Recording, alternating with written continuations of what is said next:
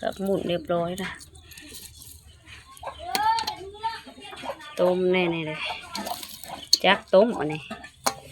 สำเร็จเรียบร้อยแล้วเนาะวันนี้เราก็จะมาต้มเนาะ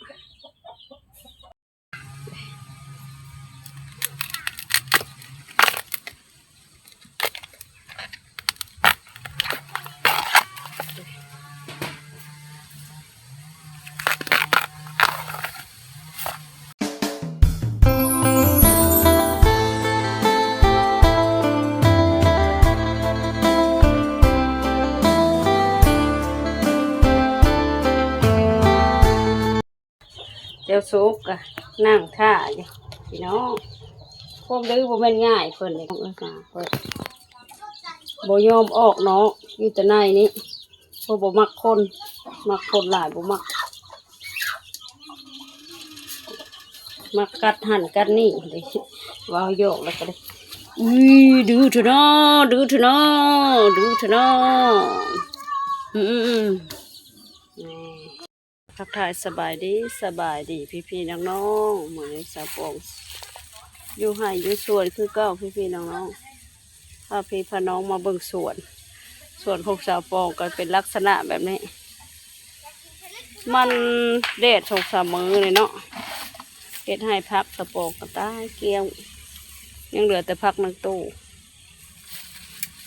เหลือแต่พักหอมน้องพี่น้องเนาะหอมพักนางตู้ค่อยกัว้าเหี่ยวแห้งกระแดงตายมาเลยพี่น้องเอ้ยอากาศร้อนหลายเนาะพาพี่พาน้องมาเบิ่งหน่อไม้พี่น้องเบิ่งหน่อไม้อีกแล้วเพราะว่าบ่ได้เข้าป่าเข้าดงมื้อนี้มันก็จะอันนั้นเนาะ3-4 โมงแล้วค่ำละ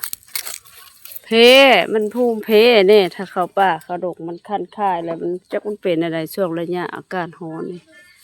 เป็นตุ่มคันตุ่มคายเนาะมันไผ่ในเป็นคือสะโปงมีบ่เป็นเป็นตุ่มคันตุ่มคายเลยก็เลยบ่อยากเข้าป่าเข้าดงหาหน่อไม้เขียวเพื่อนแถวซ่าเนี่ยนะกินไปก่อนเนาะฝนตกแห้งหลายจะเข้าไปหาป่าเนาะเด็ดๆหน่อไม้เอาก็ได้ดีอยู่เนาะหน่อไม้ฝนตกมันละซุ่ม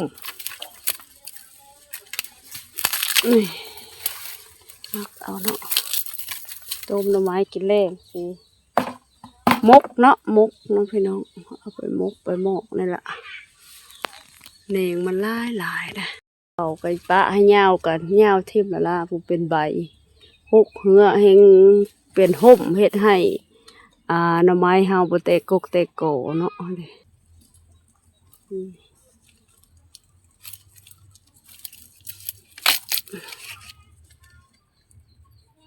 เน่งเพิ่นเอาไม้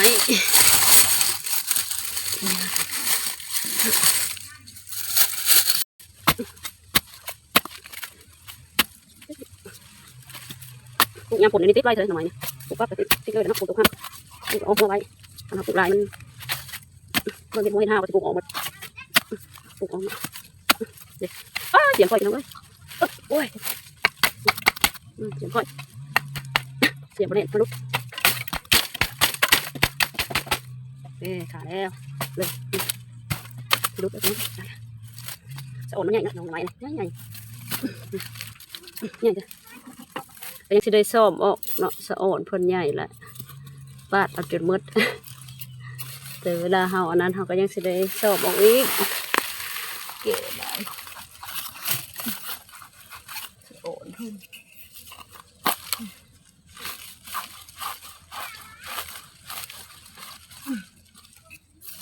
ได้แล้ว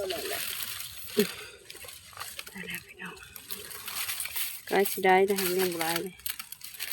อุ๊บเล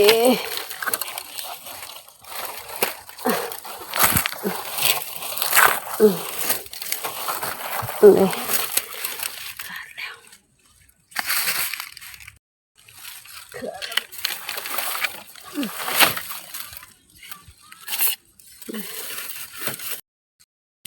ใหญ่กว่าเก่า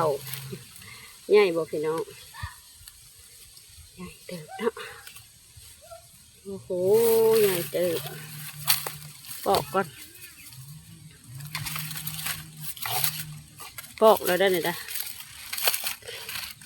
มีบนนั่งแล้วนั่งอย่างนี้เลยนั่งปอกก็เลยแล้วเนาะ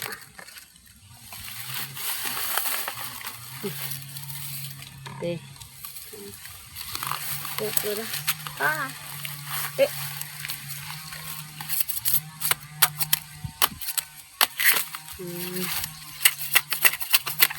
อ่อนๆเราเด็กกำลังพ้นขึ้นมาต้นไม้ในป่าในดงก็พอได้อยู่ดอกบอกว่าสักแบบนั้นโอกาสจะได้ไปหาสวยได้พันฮ้อนได้มันหั่นนี่นะบกค่ายประดัยได้พี่น้องนะต้นไม้โอ้ความอ่อนพี่น้องพักนางตู้บ้านคอยก็เอิ้นมาพักนางตู้ผีอ่ะได้เนี่ยมันเป็นผีอ่ะมันจะเป็นลักษณะแบบนี้พอแล้วเนาะตองพี่น้องอันนี้เขาเอิ้นว่าใบตองหางกวงบ้านชะปองเขาเอิ้นว่าใบตองหางกวงเอาไว้ใส่มกปูมกป่าทางบ้านพี่บ้านน้องเขาเอิ้นว่าใบตองยังไงคือเดี๋ยวบ่ใบหนาเป็นใบขนาดใหญ่ใบหนาดีนะมุกปูมุกป่ามุกนี่อย่างก็ได้นะมุกหลายสะอ่อนใบนะพอแล้วพี่น้องน้ำสร้างค่อยกระคุ้นคนตกห้ามแล้วคุ้นพี่น้อง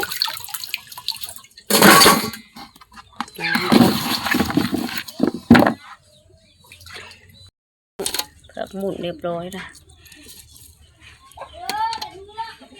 ต้มแน่ๆเลยจักต้มอันนี้สำเร็จเรียบร้อยแล้วนะวันนี้เราก็จะมาต้มเนาะม